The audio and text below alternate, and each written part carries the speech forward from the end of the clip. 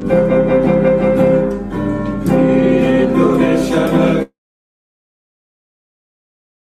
anugerah Tuhan, kami pengusaha kontraktor maju sejahtera, ciptakan peluang kerja, Apenas Jaya, bangun negeri, satukan bangsa demi Ibu Pertiwi.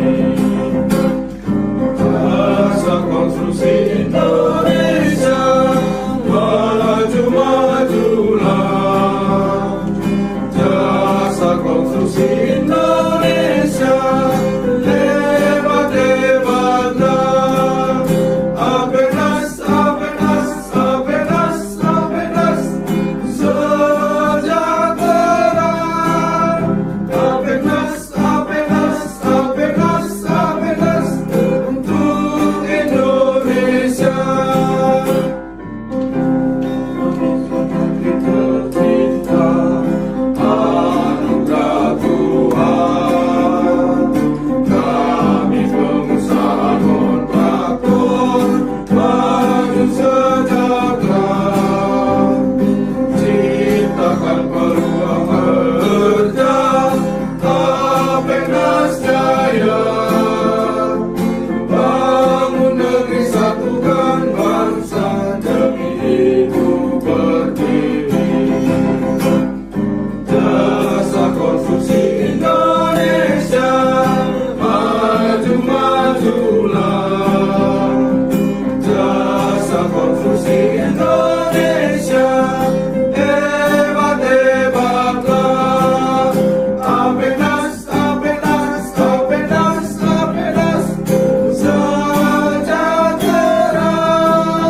Apenas, Apenas, Apenas, Apenas, untuk Indonesia.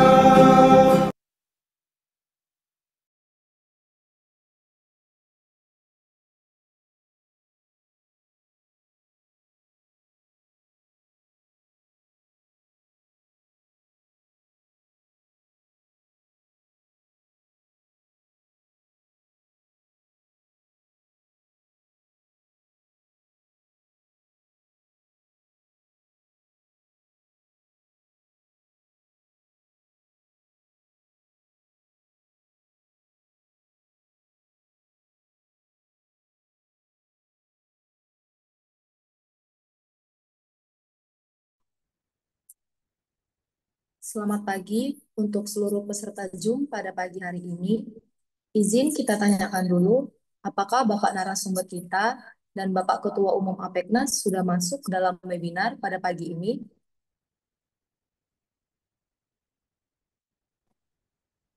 Pagi, sudah, Bu Bulan. Baik Pak, terima kasih.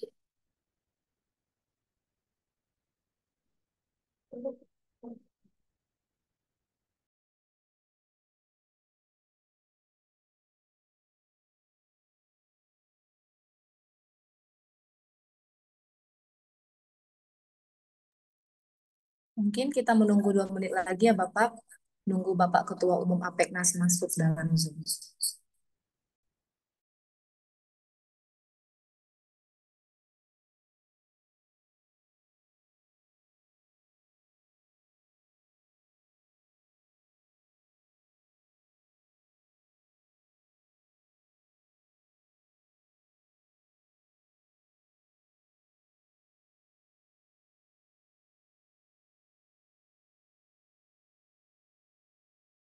Untuk peserta webinar, kami informasi webinar ini telah terdaftar resmi dalam program pengembangan keprofesian berkelanjutan. Sertifikat dalam kegiatan ini memiliki manfaat, yaitu diakui sebagai poin SKP, meningkatkan nilai kompetensi profesionalisme, dapat digunakan untuk kebutuhan administrasi keprofesian, mendukung pemenuhan syarat perpanjangan sertifikasi. Sertifikat ini akan dikirimkan kepada peserta yang mengikuti webinar secara penuh, mengisi form kehadiran, memenuhi ketentuan teknis lainnya dari panitia. Terima kasih atas partisipasi aktif Bapak Ibu dalam kegiatan ini. Semoga ilmu yang didapat bermanfaat bagi pengembangan kompetensi dan karir profesionalis Anda dalam bidang jasa konstruksi. Hormat kami atas nama Ketua Umum DPN Apeknas, Dr. Insinyur Fandi Iyot, STM PWK IPM. Terima kasih. Pengumuman untuk peserta webinar. Kami informasikan bahwa webinar ini telah terdaftar resmi dalam program pengembangan keprofesian berkelanjutan. Sertifikat dalam kegiatan ini memiliki manfaat, yaitu diakui sebagai poin SKP, meningkatkan nilai kompetensi profesionalisme, dapat digunakan untuk kebutuhan administrasi keprofesian, mendukung pemenuhan syarat perpanjangan sertifikasi. Sertifikat ini akan dikirimkan kepada peserta yang mengikuti webinar secara penuh, mengisi form kehadiran, memenuhi ketentuan teknis lainnya dari panitia. Terima kasih atas partisipasi aktif Bapak Ibu dalam kegiatan ini. Semoga ilmu yang didapat bermanfaat bagi pengembangan kompetensi dan karir profesionalis Anda dalam bidang jasa konstruksi. Hormat kami atas nama Ketua Umum DPN Apeknas, Dr. Insinyur Fandi Iyot, STM PWK IPM. Terima kasih. Pengumuman untuk peserta webinar. Kami informasikan bahwa webinar ini telah terdaftar resmi dalam program pengembangan keprofesian berkelanjutan. Sertifikat dalam kegiatan ini memiliki manfaat, yaitu diakui sebagai poin SKP, meningkatkan nilai kompetensi profesionalisme, dapat digunakan untuk kebutuhan mendukung pemenuhan syarat perpanjangan sertifikasi. Peserta yang mengikuti webinar secara penuh, mengisi form kehadiran, memenuhi ketentuan teknis lainnya dari panitia. Terima kasih atas partisipasi aktif Bapak Ibu dalam kegiatan ini. Semoga ilmu yang didapat bermanfaat bagi pengembangan kompetensi dan karir profesionalis Anda dalam bidang jasa konstruksi. Hormat kami atas nama Ketua Umum DPN Apeknas, Dr. Insinyur Fandi Iyot, STM PWK IPM. Terima kasih. Pengumuman untuk peserta.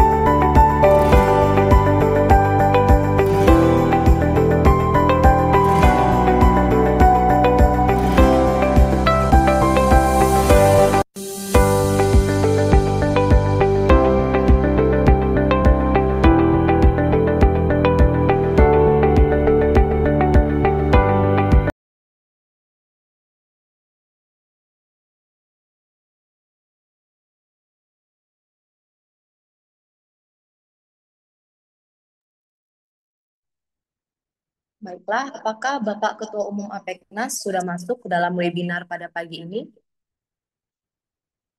Selamat pagi, Mbak Ulan. Pak, terima kasih. Mari kita mulai untuk webinar ini. Selamat pagi dan semoga damai sejahtera senantiasa menyertai kita semua. Kepada yang terhormat, Bapak Dr. Insinyur Fandi Iyot, STM PWK IPM, selaku Ketua Umum Apeknas, dan Bapak Arno Lukito, MPSI Psikolog, selaku Managing Partner PT Tabula Sukses Sejahtera. Yang akan menjadi narasumber webinar pada hari ini, Selasa 12 Agustus 2025, serta seluruh peserta webinar yang hadir pada pagi ini yang berbahagia ini. Kami menyampaikan salam hormat kepada Bapak, Ibu semua. Alhamdulillah, puji dan syukur kita panjatkan kepada Tuhan Yang Maha Esa, karena atas rahmat-Nya kita masih berkumpul bersama-sama untuk mendapatkan ilmu dari narasumber yang luar biasa. Sebelum itu, kami Apeknas mengucapkan selamat datang dan terima kasih kepada LPJK dan Kementerian PUPR yang sudah bersedia hadir dalam webinar pada pagi hari ini. Dan juga kami memohon jika Bapak Ibu perwakilan LPJK dan Kementerian PUPR untuk dapat memberikan kata sambutan untuk webinar pada pagi hari ini, di mana kami Apeknas sangat berterima kasih jika bersedia memberikan kata sambutan. Seminar daring kita pada kali ini mengusung tema kurangi konflik, tambah profit, kerja cerdas dengan dispersonality talks. Bersama Apeknas, sebelum memulai acara, izinkan saya sebagai MP pada pagi ini untuk membacakan susunan acara sebagai berikut. Pertama, pembukaan, mendengarkan mars dari Apeknas, kata sambutan dari Ketua Umum Apeknas, foto bersama sebagai dokumentasi, pemaparan materi oleh narasumber sekaligus diskusi dan tanya jawab. Selanjutnya penutup. Ini mari kita lanjutkan ke agenda selanjutnya, yaitu mendengarkan Mars Apeknas. Kepada admin, kami persilahkan untuk memutarkan videonya.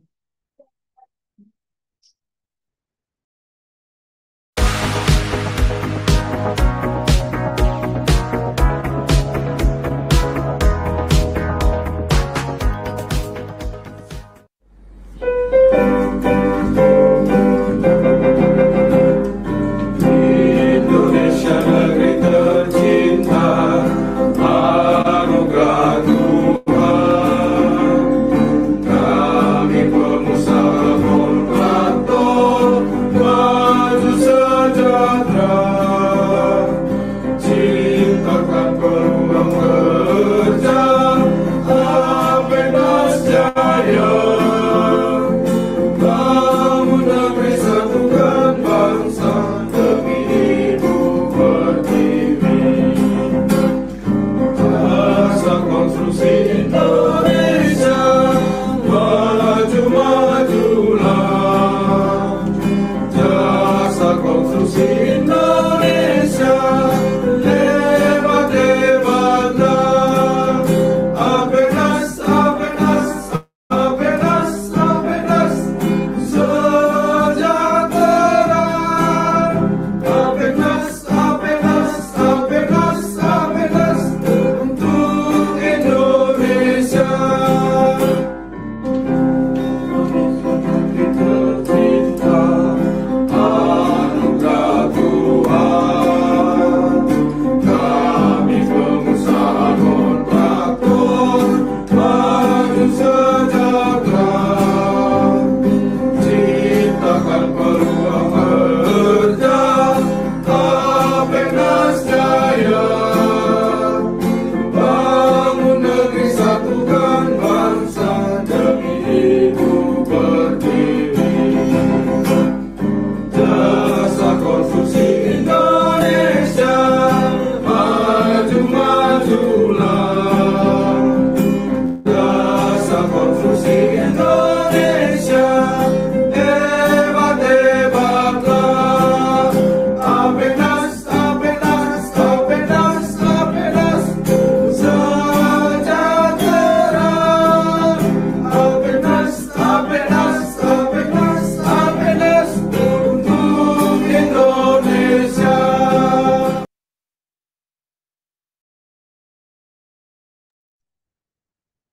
Terima kasih kepada admin. Sekarang kita akan mendengarkan kata sambutan.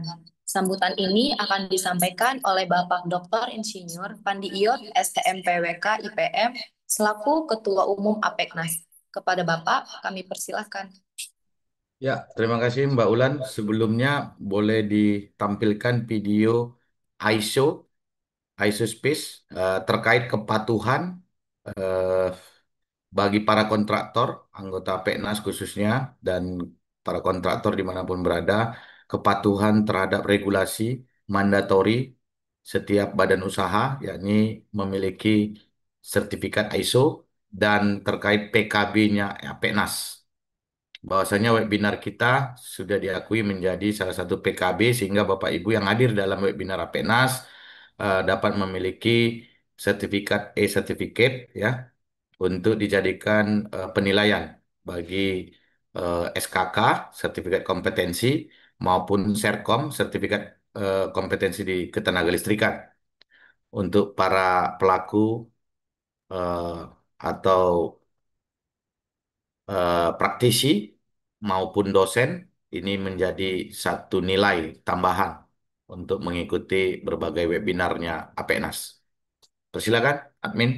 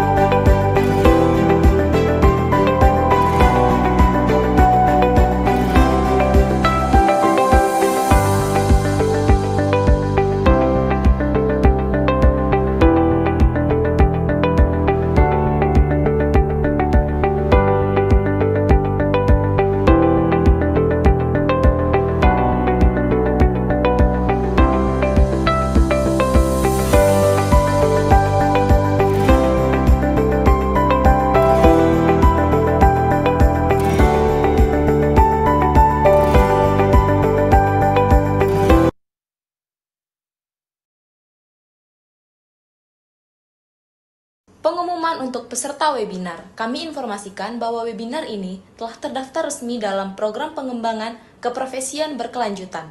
Sertifikat dalam kegiatan ini memiliki manfaat, yaitu diakui sebagai poin SKP, meningkatkan nilai kompetensi profesionalisme, dapat digunakan untuk kebutuhan administrasi keprofesian, mendukung pemenuhan syarat perpanjangan sertifikasi. Sertifikat ini akan dikirimkan kepada peserta yang mengikuti webinar secara penuh, mengisi form kehadiran, memenuhi ketentuan teknis lainnya dari panitia. Terima kasih atas partisipasi aktif Bapak Ibu dalam kegiatan ini. Semoga ilmu yang didapat bermanfaat bagi pengembangan kompetensi dan karir profesionalis Anda dalam bidang jasa konstruksi. Hormat kami atas nama Ketua Umum DPN Apeknas, Dr. Insinyur Fandi Iyot, STM PWK IPM. Terima kasih. Pengumuman untuk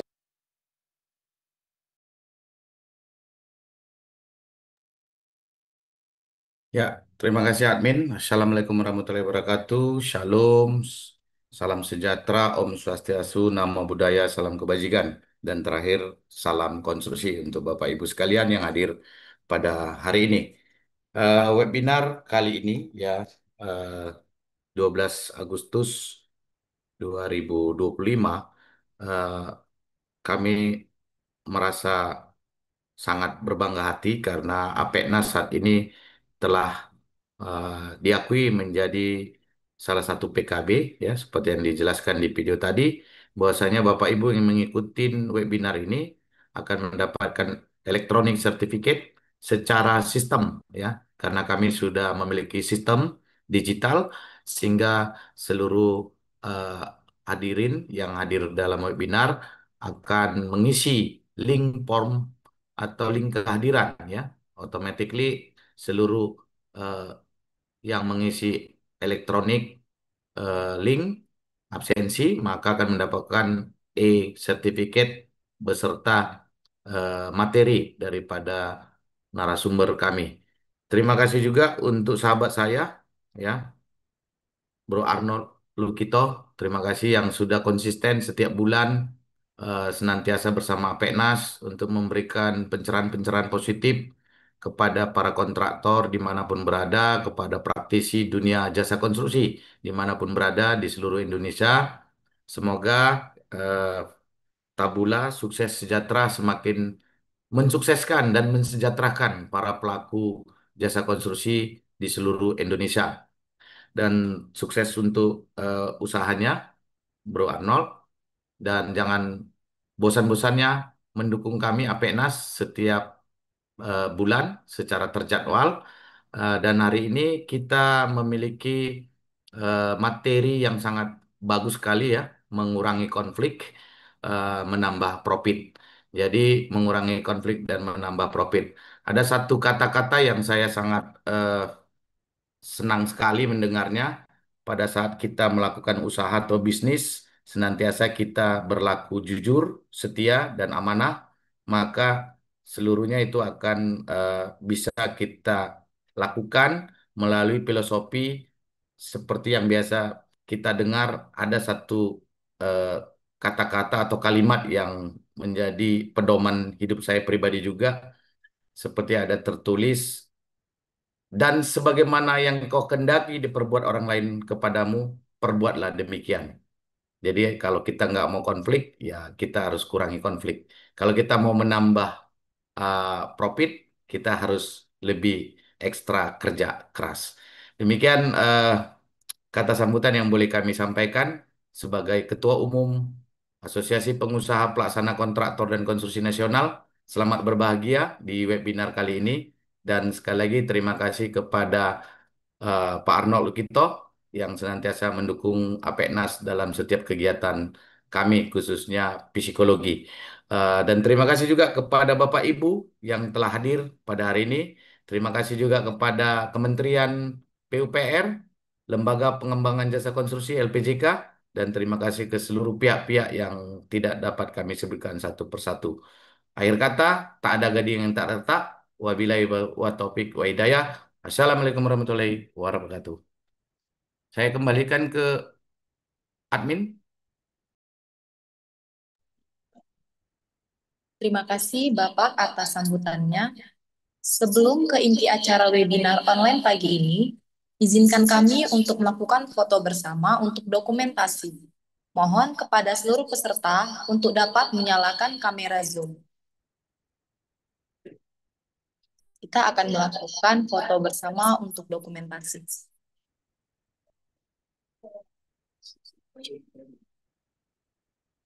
Baiklah, dalam hitungan 1, 2,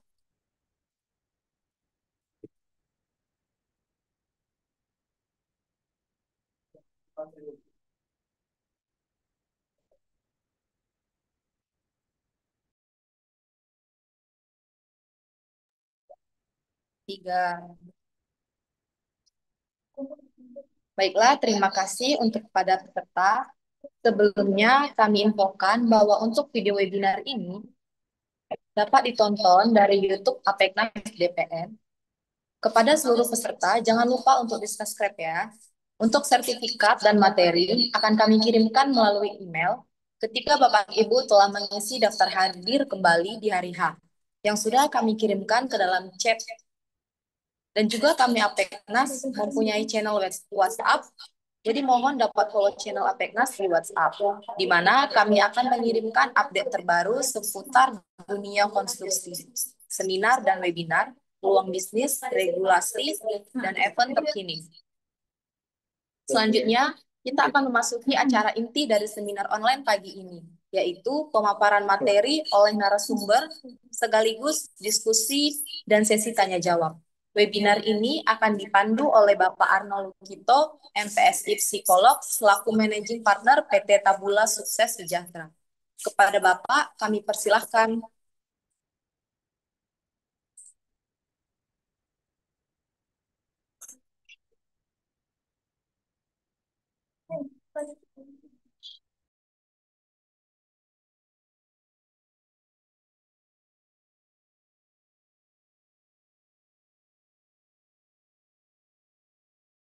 Satu.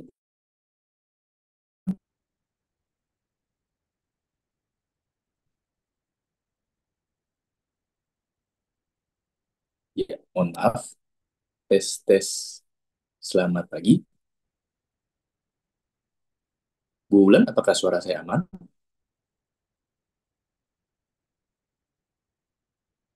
Terdengar Pak Arnold. Oh, baik. Aman ya, Pak Alberto? Baik. Aman, Ya. Pak. Baik. Ya, mohon maaf tadi ada sedikit gangguan sinyal. Ya, Assalamualaikum warahmatullahi wabarakatuh. Salam sejahtera, nama budaya, Om Swastiastu, salam kebajikan. Selamat pagi Bapak dan Ibu semua. Perkenalkan, nama saya Arnold. Saya adalah psikolog dan juga managing partner dari Tabula. Kami adalah biro konsultan psikologi yang berfokus pada pengembangan SDM dan juga kompetensi. Pertama-tama saya mau menyampaikan terima kasih banyak ya dan juga salam untuk sahabat saya ini Bang Fandi ya yang juga selalu support terhadap Tabula ya. Bulan lalu Tabula dan Apeknas baru saja menandatangani MOU ya yang semoga juga bisa menjadi sinergi dengan teman-teman dari pelaku usaha konstruksi ya dan juga tentu bagi para anggota-anggota Apeknas. Terima kasih Bang Fandi. Semoga sehat selalu. Baik, Bapak dan Ibu, pada hari ini, pagi ini izinkan saya untuk berbagi ya dengan teman-teman, dengan saudara-saudara di sini sekalian tentang eh, mengenai konflik ya, mengenai konflik, tapi bukan hanya konflik, tapi sebenarnya kita akan berbicara tentang ada sebuah tools psikologi ya yang bisa membantu rekan-rekan sekalian untuk mengenal diri dan juga mengenal rekan-rekan lainnya. Ya, saya tadi perhatikan mungkin ada beberapa di sini yang latar belakangnya ada dari mahasiswa teknik, mungkin ada juga yang dari pelaku usaha, dari pemilik eh, bisnis, pemilik jasa konstruksi, kontraktor dan sebagainya.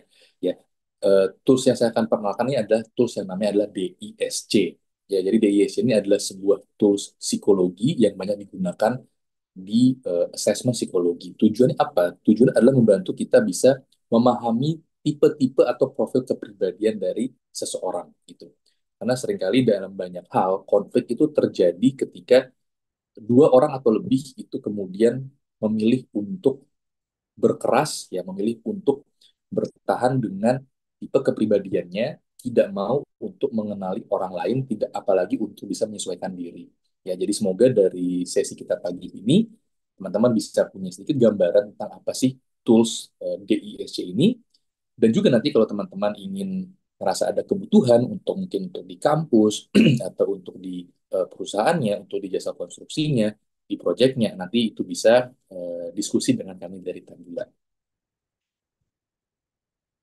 Ya, sedikit perkenalan tentang Tabula. Jadi kami adalah penyedia layanan psikologi, wellness, mental health, dan juga people development atau pengembangan manusia.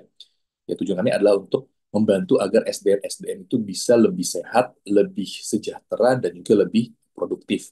Ya, kami punya sejumlah layanan seperti asesmen psikologi, tes IQ, tes kepribadian, tes seleksi rekrutmen untuk perusahaan, juga training, seminar, workshop ataupun team building, ya, dan juga layanan untuk konsultasi atau konseling dengan psikolog, baik itu individual, pasangan, ataupun terkait dengan karir. Sedikit tentang saya, baik ya Bapak dan Ibu, background saya adalah psikolog, ya, saya juga berpraktek antara di Tabula, saya tergabung di Himpunan Psikologi Indonesia, yaitu wadah atau organisasi profesi bagi para psikolog, ya, saya juga mengambil sertifikasi untuk DISC ini, ya sehingga saya bisa berbagi di hadapan Bapak dan Ibu teman-teman sekalian.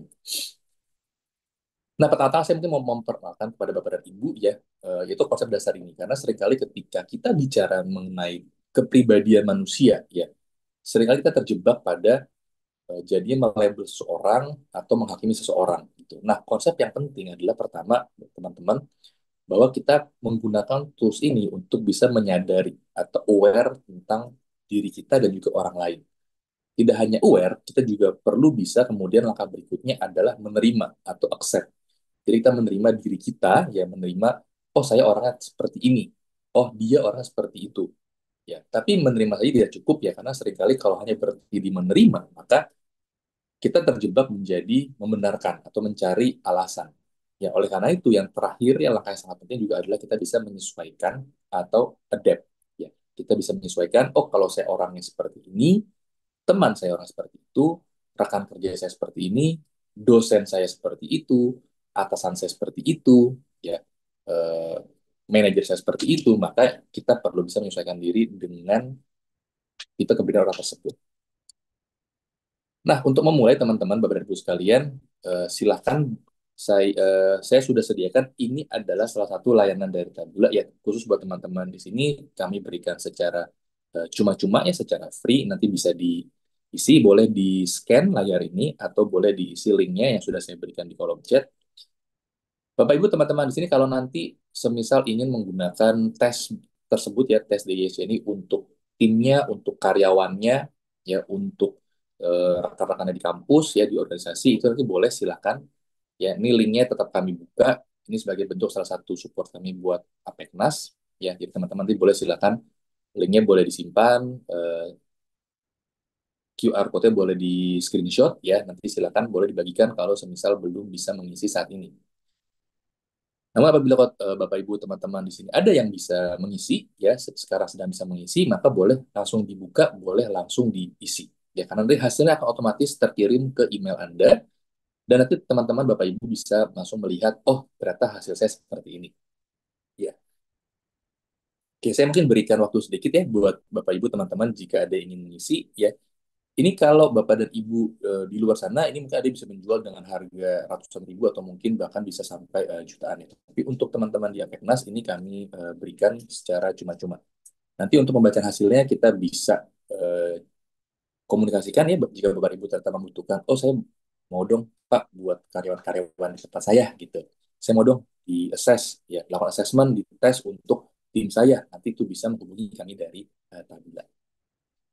Oke, silakan boleh di-scan dulu atau boleh langsung diklik linknya sudah saya kirimkan di kolom chat. Nah, ini saya sambil jelaskan ya, Bapak Ibu, cara pengisiannya. Baik yang mau mengisi sendiri ataupun yang mau meminta timnya mengisi. Jadi Bapak Ibu yang paling penting pertama-tama di sini adalah ini bukan tes ya. Jadi walaupun kita bilang ini adalah tes psikologi atau assessment psikologi, ini bukan tes atau bukan ujian. Jadi tidak ada benar dan salah. Ini adalah seperti cermin Bapak dan Ibu. Jadi kita bercermin, ya tentu kalau kita bercermin ya yang paling bagus adalah melihat gambar aslinya gitu kan, tampilan aslinya. Jangan pakai filter, karena kalau filter ya artinya kita bukan melihat wajah asli kita. Gitu. Kita bercermin supaya tahu, oh ternyata misalnya Bapak Ibu kalau ada yang lagi make up gitu kan, ini lipstick saya sudah pas atau belum gitu kan, ini rambut saya sudah rapi atau belum. Ya kalau pakai filter, kita nggak tahu kan kondisi kita seperti apa, maka kita tidak bisa merapikannya. Sama jadi Bapak Ibu kalau untuk mengisi tes psikologi, maka silakan diisi sesuai dengan kondisi Anda yang sebenar-benarnya. Tidak perlu dibagus-bagusin, ya, tidak perlu di jelek-jelekin. Jadi silakan diisi sesuai dengan kondisi Anda. Bukan kondisi yang Anda pikir bagus, bukan kondisi yang Anda pikir ideal, tapi memang kondisi Anda sesungguhnya saat ini. Nah, untuk DIY ini Bapak dan Ibu nanti silakan saat mengisi ya, tolong diperhatikan. Nanti setiap nomor atau setiap item itu ada 4 kata ya, seperti yang saya tampilkan di sini. Nah, ini yang perlu diperhatikan dengan sungguh-sungguh ya, karena kadang-kadang orang salah mengisi di sini. Jadi Bapak dan Ibu mengisinya itu pilih satu di antara 4 ini ya, pilih satu yang paling sesuai ya, hanya satu ya, hanya satu yang paling sesuai dan pilih satu yang paling tidak sesuai. Oke, jadi jangan dipilih semuanya gitu ya, atau jangan dikosongkan. Kadang-kadang orang suka keliru, dia pilih semuanya ya karena dia merasa, oh ini semuanya sesuai dengan saya, jadi dipilih semuanya. Jangan ya, pilih satu ya, karena yang paling sesuai. Demikian juga dengan yang paling tidak sesuai, harus pilih satu. Mana di antara 4 ini yang paling tidak sesuai dengan diri Anda. Contohnya, kalau di antara 4 ini, misalnya Anda merasa, oh saya ini yang paling sesuai di antara 4 ini adalah saya orangnya ekspresif. Mungkin Anda sebenarnya juga teliti ya, atau Anda juga bersungguh-sungguh. Tapi kalau harus milih, Anda merasa yang paling menggambarkan adalah ekspresif. Maka pilihlah yang kata tersebut atau kalimat tersebut. Kemudian di antara 4 ini mana sih yang paling tidak sesuai? Oh, saya itu di antara 4 ini yang paling bukan saya itu adalah yang dominan misalnya. Maka pilihlah dominan itu sebagai yang paling tidak sesuai. Jadi kalau Anda mungkin merasa, oh tapi saya juga orangnya kayak tidak cepat tanggap gitu. Tidak apa-apa, tapi Anda silahkan pilih mana di antara itu yang paling tidak sesuai dengan diri Anda. Oke, nanti akan di dalam form ini ada 28 item ya atau 28 nomor. Nanti silakan boleh diisi. Kalau sekarang kondisinya mungkin kurang ideal, tidak apa-apa, linknya boleh di copy paste dulu ya, boleh di kopas dulu, boleh disimpan dulu, atau QR code ini juga silakan boleh kalau mau di screenshot ya. Nanti tetap akan kami buka dan Bapak Ibu bisa mengisi saat sudah bisa atau kondisinya sudah lebih memungkinkan. Tapi kalau ingin mengisi sekarang, silakan ya ingat cara pengisiannya. Jangan sampai keliru karena kalau Bapak dan Ibu keliru mengisinya nanti hasilnya akan salah ya atau tidak valid. Seperti itu. Oke, nah nanti Bapak Ibu kalau misalnya sudah mengisi, hasilnya akan otomatis terkirim ke email Anda. Jadi pastikan juga mengisi emailnya itu yang aktif ya atau email yang sesuai. Jangan salah ketik, jangan salah masukkan email.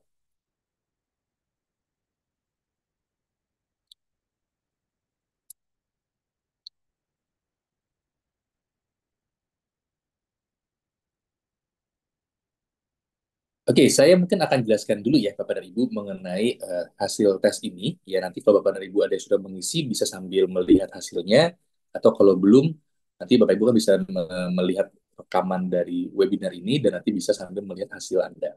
Ya, oke. Nah sebelum kita melihat hasil Anda, ini saya juga mau mengajak Bapak dan Ibu bisa melakukan aktivitas sederhana berikut ya. Kalau misalnya Anda sedang bisa sekarang boleh dilakukan ya. Kalau belum bisa atau Bapak Ibu melihat ini dari rekaman nanti bisa di pause dulu rekamannya atau video YouTube-nya.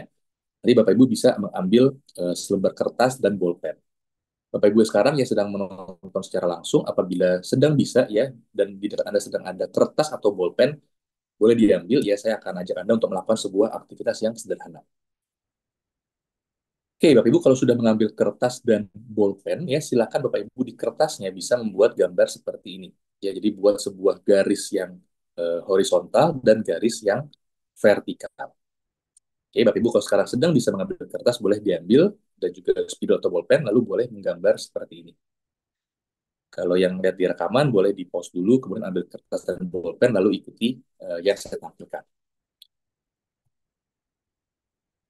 Nah, kalau sudah Bapak Ibu menggambar ya silakan Bapak Ibu coba tuliskan di bagian atas ini Bapak Ibu tuliskan ekstrovert, kemudian di bawah Bapak Ibu tuliskan introvert.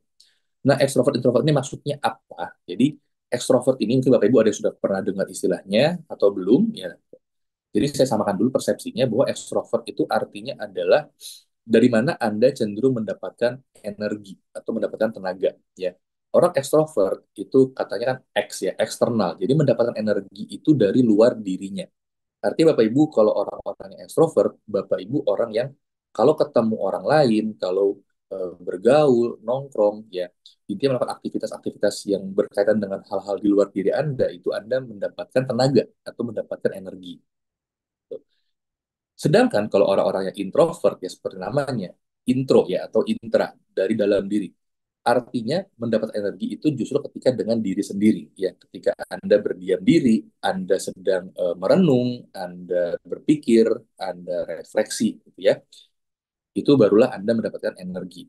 Nah, apakah kalau orang introvert itu tidak bisa bergaul? Tentu bisa, ya. Tapi energi keluar. Jadi ketika ketemu orang bisa, ya dia mungkin bisa punya banyak teman, bisa bergaul, tapi nanti energinya itu akan terkuras dan dia butuh waktu untuk recharge ya seperti kita kalau apa charging handphone misalnya.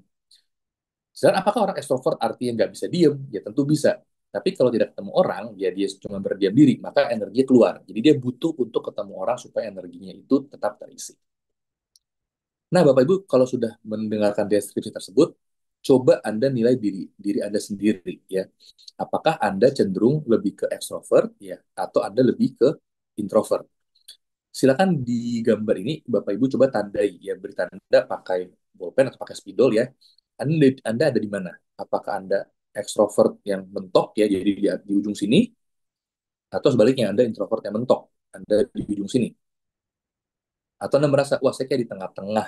Nah, tengah-tengahnya di mana Anda harus pilih. Apakah tengah-tengah sedikit cenderung introvert berarti di sini atau Anda tengah-tengah tapi agak cenderung extrovert berarti di sini.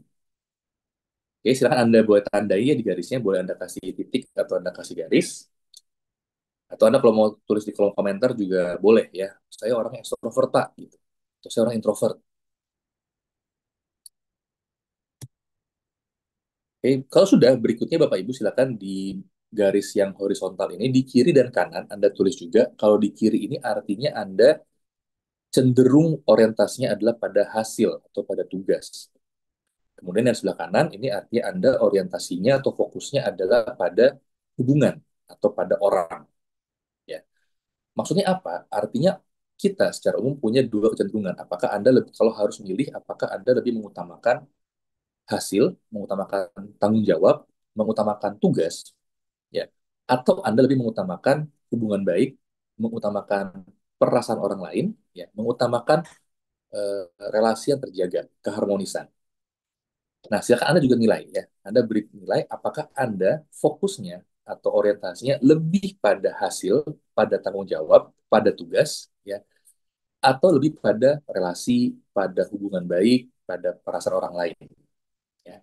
Misalnya kalau Anda dalam situasi tertentu, misalnya Anda bekerja dengan tim, kemudian tim Anda dia tidak bisa menyelesaikan tanggung jawabnya karena dia punya sesuatu hal urgent, misalnya terkait dengan keluarga, ya, atau terkait dengan orang terdekat. Nah, apakah Anda akan cenderung, oh ya nggak apa-apa, karena ini kan terkait dengan keluarga atau terkait dengan hubungan. Jadi buat Anda yang penting hubungannya baik-baik saja. Gitu. Atau buat Anda, oh nggak bisa dong, kan itu udah tugas Anda, jadi Anda harus bertanggung jawab. Nah, coba Anda nilai, Anda lebih condong ke yang mana? Apakah Anda sangat kuat di tugas, atau Anda sangat kuat di hubungan, atau di tengah-tengahnya?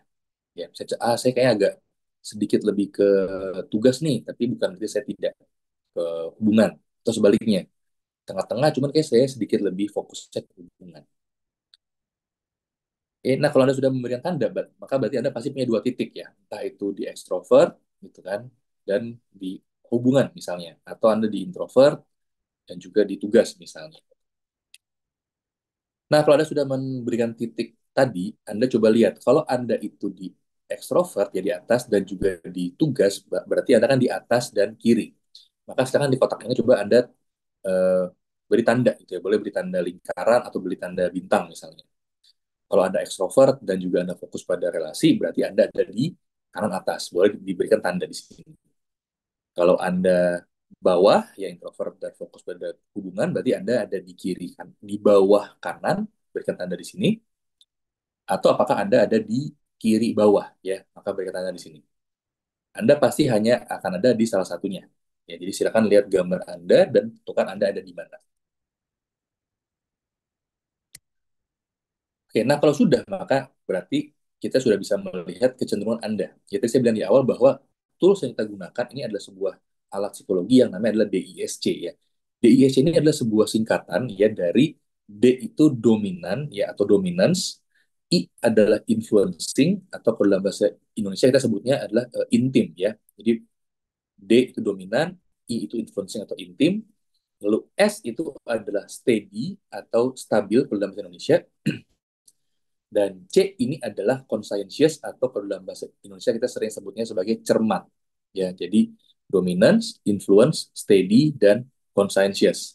Atau dominan, intim, stabil, dan cermat. Ya, artinya kalau Anda orang ekstrovert dan Anda fokus pada tugas, berarti Anda adalah orang yang dominan. Kalau Anda ekstrovert dan fokus pada hubungan, Anda adalah orang yang influencing. Kalau Anda introvert dan steady, introvert dan fokus pada hubungan, berarti Anda adalah orang yang steady atau stabil. Dan kalau Anda introvert dan fokus pada tugas, berarti Anda adalah orang yang conscientious atau orang yang cermat. Oke. Nah, artinya apa? Mari kita bahas ya. Ini bisa Bapak Ibu, teman-teman gunakan untuk menilai diri Anda sendiri, mengenal diri Anda sendiri,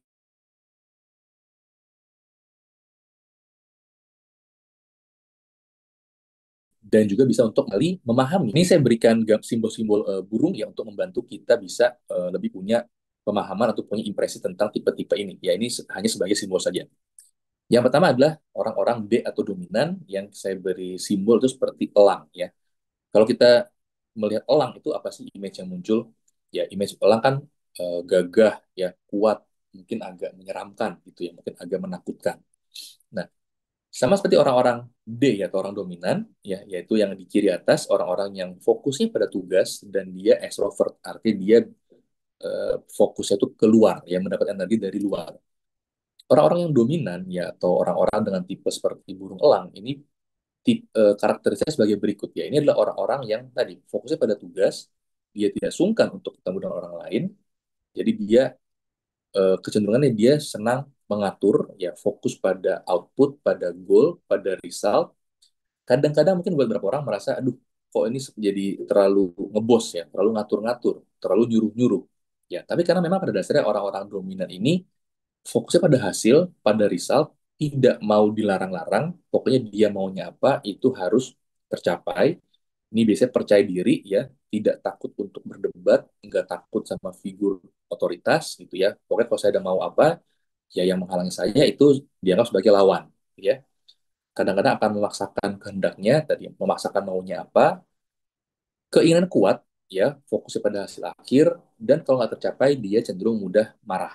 Ya. Kalau dia pokoknya target kita project harus selesai bulan Desember, ya, nggak tercapai, nah ini dia bisa sangat marah, gitu. Kompetitif, ya, tidak mau kalah, pinginnya menang, dan biasanya nggak mau diam, gitu.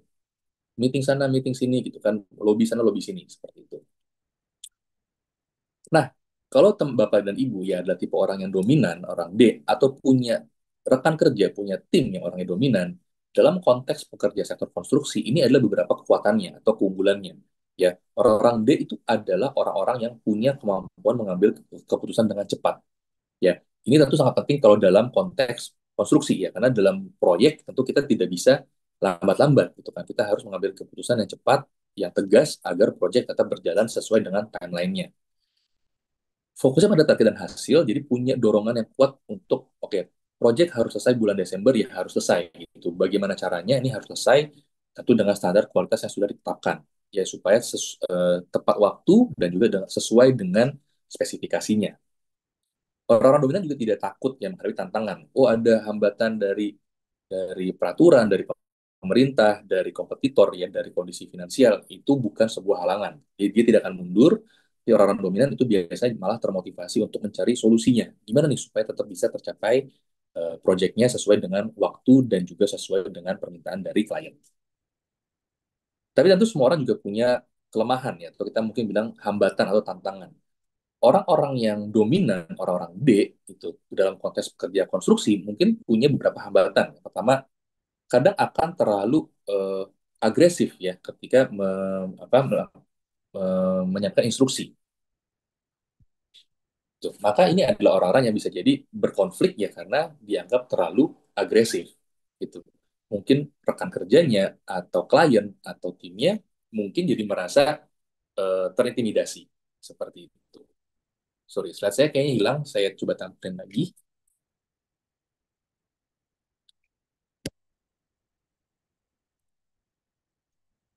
Oke, sambil saya loading slide-nya, saya juga ini ya, saya sambil sampaikan lagi bahwa dari teman-teman yang dominan itu punya kelemahan, ya, atau punya keterbatasan, dianggap terlalu agresif oleh rekan kerjanya, dianggap terlalu keras kepala mungkin oleh orang-orang di sekitarnya, ya. Kemudian lain dari itu, biasanya orang-orang yang dominan itu juga kurang sabar dengan proses. Ya, artinya teman-teman dominan, kalau misalnya eh, pekerjaannya itu lebih lambat dari yang seharusnya, itu bisa marah-marah. Ya, oke, terima kasih, Mbak Angel, sudah ditampilkan lagi. Boleh ke yang slide berikutnya? Ya, iya, biasanya teman-teman yang dominan ini kurang tadi, ya, kurang sabar terhadap proses, jadi maunya itu sesuai dengan keinginannya. Padahal kadang-kadang dalam kenyataannya kita nggak selalu bisa mendapat apa yang kita inginkan. Ya, pasti kadang ada hambatan teknis, mungkin dari supplier, ya, mungkin dari kecelakaan di lapangan, hal-hal di luar kontrol kita. Ya, maka itu buat orang-orang dominan bisa jadi sangat mengganggu. Dan yang terakhir, orang-orang dominan juga biasanya kurang teliti, ya, biasanya abai terhadap hal-hal detail-detail yang kecil. Jadi kadang-kadang fokusnya terlalu fokus pada hasil akhir, jadinya melewatkan beberapa hal-hal yang teknis atau detail. Nanti ini kita akan bicarakan lebih lanjut, ya, ketika kita bicara tentang profil yang lain. Nah, tapi bagaimana kita bisa maksimalkan tipe dominan kalau kita punya tim, ya, punya tim yang orangnya adalah orang dominan. Boleh next slide? Kalau kita punya tim atau rekan kerja atau partner yang dominan, maka cara kita memaksimalkannya adalah yang pertama, kita berikan target yang jelas, ya. Dan juga kalau bisa menantang, karena orang-orang dominan itu akan lebih termotivasi kalau sasarannya itu jelas dan cukup menantang, ya. Karena dia adalah orang yang ambisius dan kompetitif.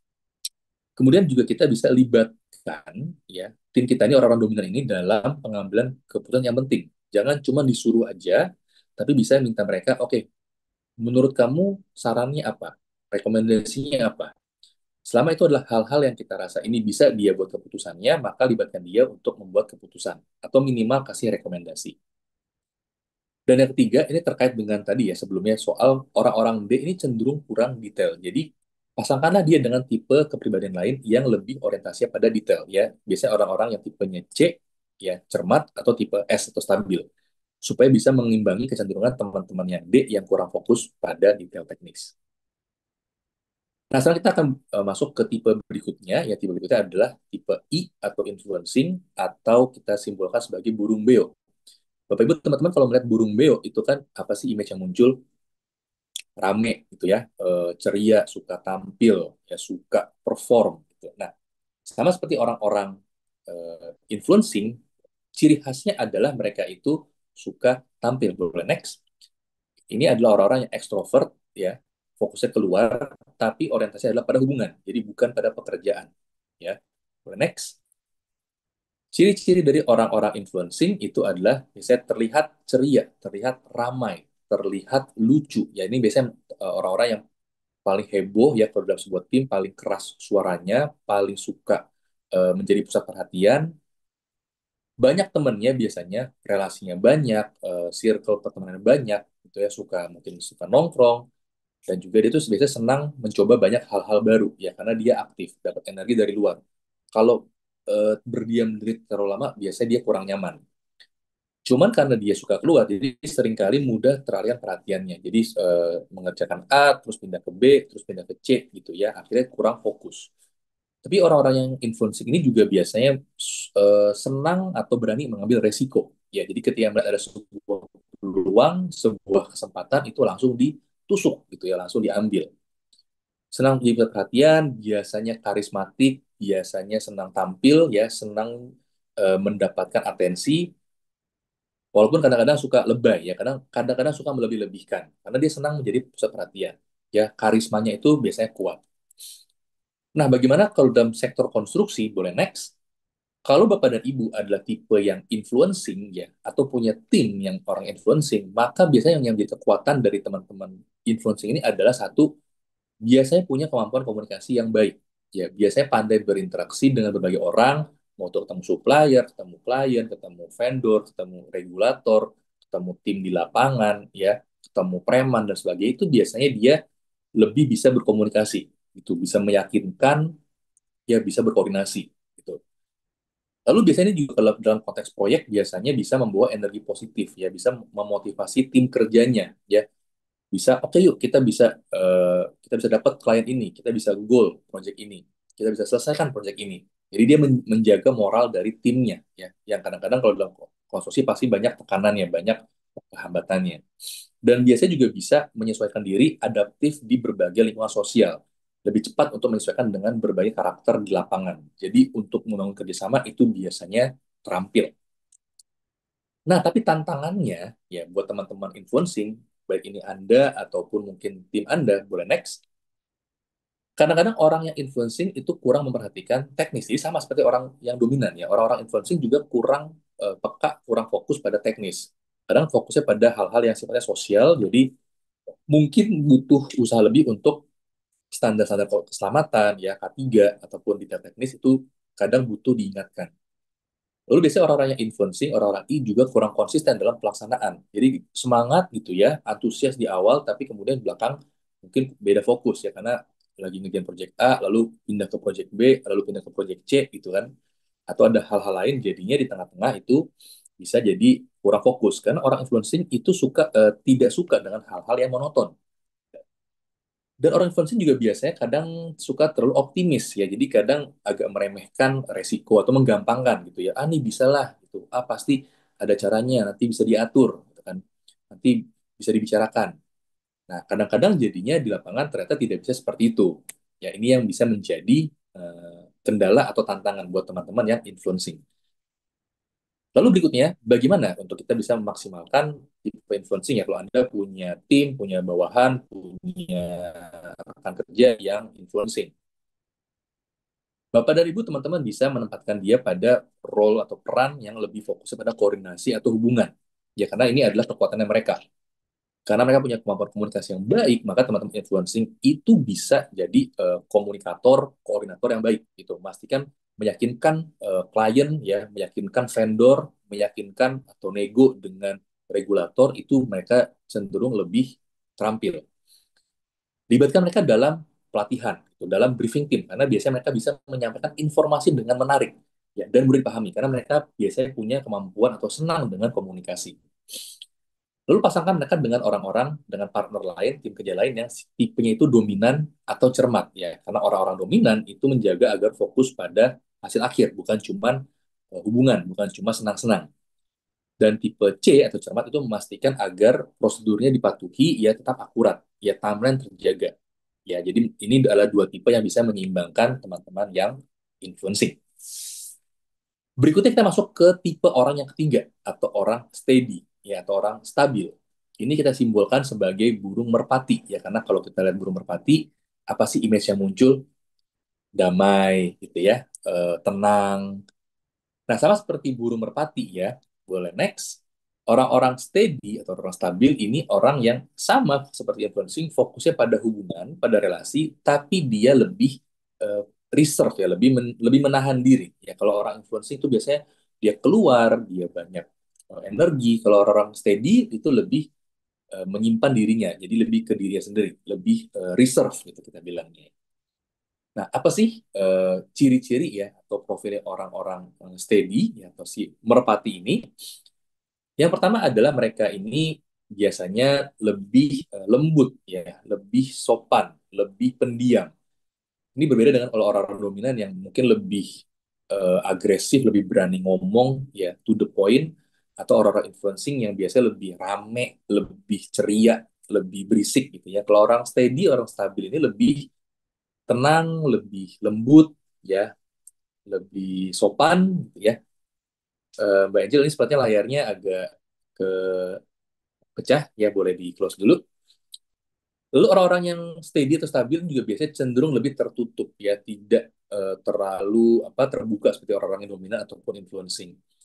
Lalu orang-orang yang ini juga biasanya cenderung lebih perlahan ritme atau pace kerjanya. Itu lebih setahap demi setahap, biasanya cenderung nurut-nurut aja, ya biasanya cenderung lebih mengikuti, jarang berargumen balik, jarang melawan gitu ya, jarang kasih debat atau sanggahan gitu. Biasanya kalau disuruh A dikerjakan gitu ya. Karena ini cenderung menghindari konflik ya. Jadi daripada saya berantem, daripada saya konflik, udah saya nurut aja gitu. Juga ini biasanya senang menolong orang lain ya, ngikut tadi ya, ngikut orang-orang pada maunya apa.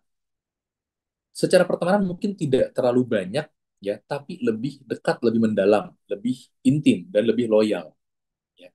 Lalu orang-orang yang steady juga biasanya lebih sanggup bertahan dalam tugas-tugas yang rutin, yang monoton. Yang biasanya orang-orang influencing itu nggak tahan. Orang-orang steady itu biasa lebih sanggup ya. Dan mereka biasanya adalah follower yang baik, supporter yang baik, dan mereka ini senang berbagi, senang menolong. Jadi sampai titik di mana kadang-kadang mereka akan capek sendiri gitu karena nggak enakan, sungkan, tapi ya gimana lagi, kayak mau nolong seperti itu. Nah, kalau Anda punya kecenderungan orang yang steady ya, atau Anda punya tim partner rekan kerja yang steady, maka kekuatannya adalah Anda ya atau tim Anda ini bisa adalah orang-orang yang konsisten dalam pekerjaan. Nah, ini bisa diandalkan dalam konteks konstruksi karena ya dalam namanya project itu kan ya kita butuh mengerjakan secara stabil dari awal sampai akhir. Nggak bisa cuma semangat di depan lalu di belakangnya kendor ya. Nah, orang-orang yang steady atau stabil ini bisa diandalkan untuk menjaga agar kualitas pekerjaan itu tetap konsisten dari awal hingga akhir. Orang-orang S juga adalah orang-orang yang tenang ketika menghadapi masalah, ketika menghadapi tantangan. Ya, jadi ketika ada kendala di lapangan, ketika ada situasi yang di luar perkiraan, mereka bisa adalah orang-orang yang bisa stabil, ya, bisa tetap tenang, bisa mencegah agar tidak menjadi konflik yang lebih besar gitu.